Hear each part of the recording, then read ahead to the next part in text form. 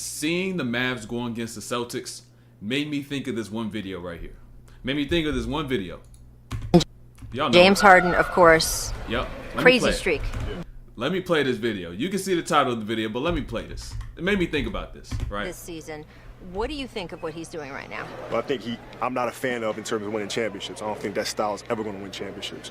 But at the same time, you have to keep your team's head above water to win games. So you have to do what you have to do to win games, and he's doing that, right? Now, I think... So are you saying you don't think James Harden and the Rockets, as constructed, can win a title? Not with this style of play, it won't win, right? With one player dominating the ball. Now when you have Chris Paul come back and you have more movement to the offense, where you move guys around, where you're harder to find. And Chris Paul's back, but you mean more in the... Yeah, because listen, if you take one player, you put him at the top of the key, or you put him on the wing, and you're running screen rolls, you're always in front of the defense. The defense can key on that, particularly in the playoffs. And that's easy to defend. Yeah. It's easy to defend. Now, what he's doing is absolutely remarkable, though, and I think it's a testament to how remarkable it is, because people are now trying to minimize what it is that he's doing. I mean, he's doing some phenomenal stuff. What I'm going to do for this breakdown is I'm going to highlight the brilliance of Kyrie and Luka's ability to score in isolation. But I'm going to show you why exactly that is the reason why the Celtics are able to win.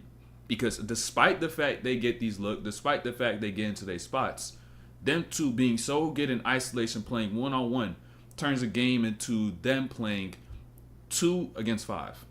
So let's start off with this first play. And exactly like I said in my most recent video, my video prior to this one, this is how Kyrie's got to attack. When he decides to go, he's got to get his catches. He's got to scan the floor. Don't allow him to stack up and just get straight to his spots and get to his buckets. But that possession right there boiled down to timing. Pay attention to the timing of that rip through from Kyrie. Because once he gets up to the top of the key, catch here, Holiday, you see this gap. Now, Drew Holiday as a defender, he's going to want to close that up, get tighter to his body, and now just be a little more physical guarding Kyrie. But notice, Kyrie decides to rip through while Holiday is still stepping up to then get tighter to his body. So now Holiday is still going up, has to find his feet, has to replace his weight to his foot, and now he's just too slow. Kyrie goes there, gets that lay. But even understand, this is the most important part of it all. Because Kyrie ends up getting a blow by, right? Kyrie blows by, no help. Them playing no help, as crazy as it sounds, is why they're winning, because now you're making the game a 2-on-5. 2 players on your team are able to score, and all the players that are outside of y'all, the way they score is by the defense getting the rotation, ball getting swung around, and boom, boom, they end up finding their spots and getting good looks. But there's no rotation. So now it's Kyrie and Luka against the Boston Celtics, who play 5 out and get that ball moving around the horn. This is how Luka Doncic manipulates angles. Lively decides to cut through from his right side. And so now what great scorers usually do, they go and attack that cut because now it's leaving space. But notice Derek White. He now steps over just because he can understand, all right, I could dig if he decides to rip right and follow that cut. But watch what Luka does, right? Watch what Luka does. With Tatum now here, this cut occurs. He attacks that top foot, makes him drop that foot back. And now when he decides to go the other way, watch his right foot. Make sure he gets that outside of his frame. And so now when Tatum decides to recover, you open up this entire lane. And now Luka is able to get through this elbow, not have to worry about that corner. And now Lively is also cleared out, and he just gets a layup, right? Manipulation of angles. And the whole time, everybody is staying home. Now, playing in isolation, Luka's best thing, manipulation of angles like we've seen before. So now watch what he does on this. The same thing he did on that right side, he's going to do it on this left side. Lead him left, and now I'm going to cut middle, and now force him to open up his base, overcommits. I stop, I bring back, eyes up, quick little hezzy, you step up, just to get myself a better angle going towards the baseline. And now once I get here, no help at all, cut back middle, low contact, float. Everybody's still staying home. So the thing about this is that the ball doesn't even get to touch Josh Green's hands, Jaden Hardy's hands, Tim Hardaway Jr.'s hands, Kleber's hands. Whoever it is on that outside, they don't even get to touch the rock, right? So what usually just happens, come up, set this screen, boom, you roll out, I'm going to go and attack. They stay home. They don't even touch the ball. So they're practically out the game completely. And if we look at the box score as well, let's look at the box score. Let me show this as well, right? Because I didn't even mention this the first time. You have 35 from Kyrie, 27 from Luka, who did end up fouling out, 11 from Lively, and 6 from Gafford. Now, if you think about the players who are most active within actions, so then they could just simply be mentally engaged within the plays consistently, it's really only 4 people. Kyrie, Luka, Gafford, and Lively. And because Gafford and Lively are the ones setting those ball screens, right? And so now, if you just combine the point totals from these 4 players, that's 79 points right there alone, right? 79 out of their 99 points. That means you played 11 players and 4 players scored 79, and those other 7 players scored 20. 20 points. And now it's not like, oh, these players need to be more aggressive when you go and attack. You got these players for this exact reason, for them to be able to stand there and camp. And if we're going to take away P.J. Washington, let's throw P.J. Washington in there, right? That's another 13. There's 92 points distributed amongst 5 players, and you played 11. So 6 of them scored 7 points. That's just crazy when you really say that shit out loud. You played 6 players, and combined they got 7 points. Wild. And that's what happens when Boston decided to stay home. When they decide to say, we're going to play you one-on-one. Y'all can get busy all you want, but you're not going to outscore us. Because we play as a team, and if you just look at our totals, top to bottom, 30, 31, 8, 16, 9, 3, 9. Hauser came in, did his thing, knocked down his points especially. Big time right there. Tillman hit that 1-3, and when Tillman hit that 3, I was like, yo, that shit GG's. But staying home is literally what made the death of the Dallas Mavericks. If the Mavs did this more, they could have won. Now, Kyrie got Drew Holiday at the top. You get a high ball screen, you got 2 on the ball. Now the ball gets to Josh Green, it's a 4-on-3. And now notice how many people touch the ball. Kyrie had it, Green had it, Hardaway, Kleber, Gafford touches, gets back to Kyrie, and now Kyrie gets into his shot. But the reason they lost, they had no ball movement. The ball touched 2 hands the whole possession, if not 1.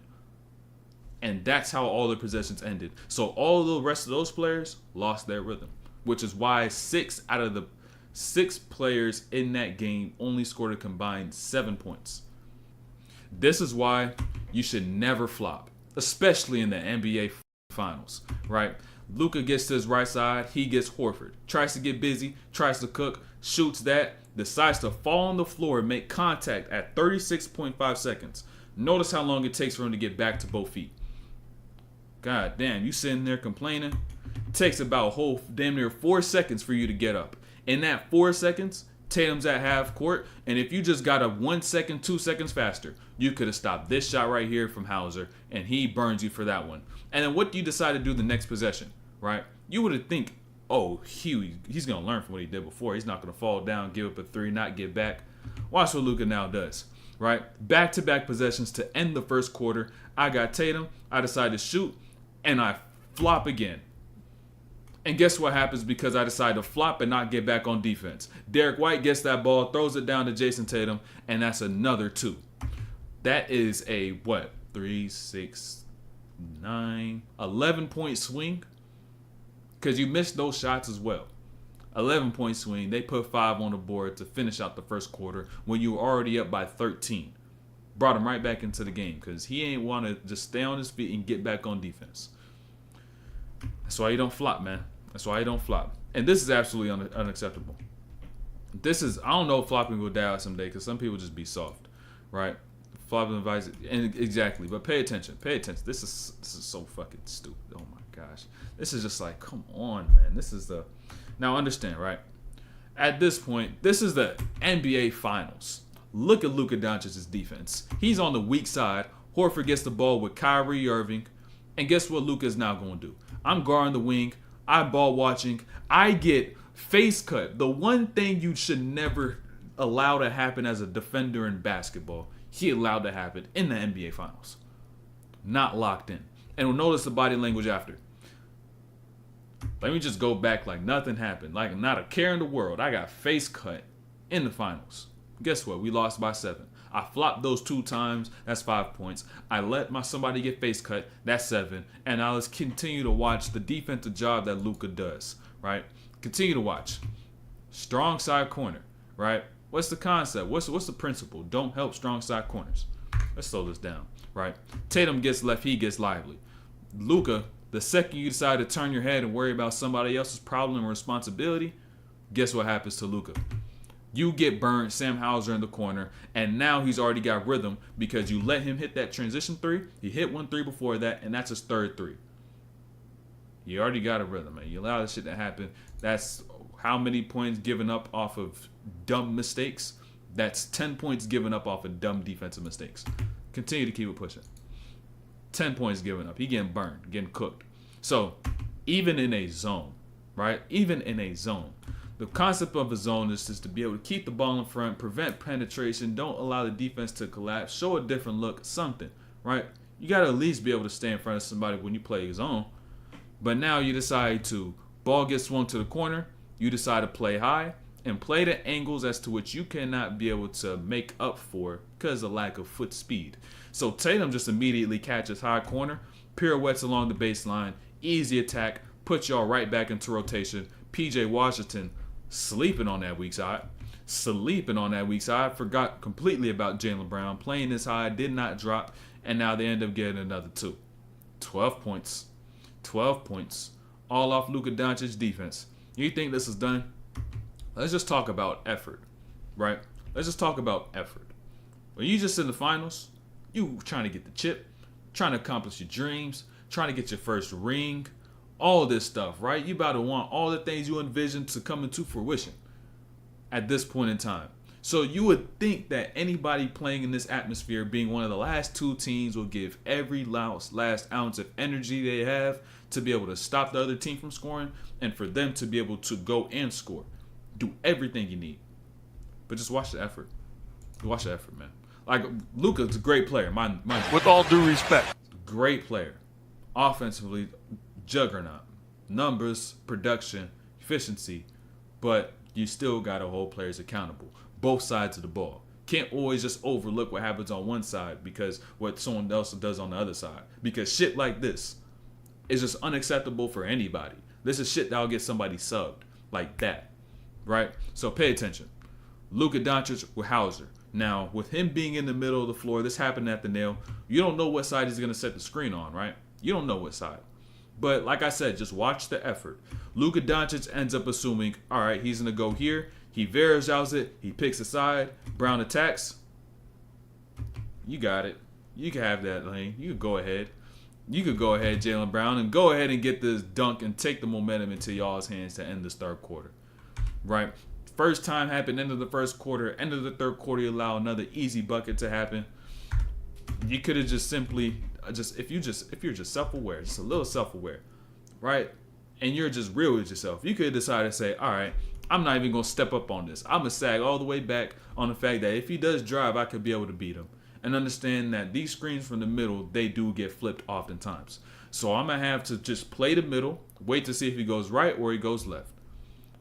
So at that point, now you could have at least done something like that. But like I said, he said, nah, I'm cool. Boom, come down, get that 2. Down 15 to end this quarter.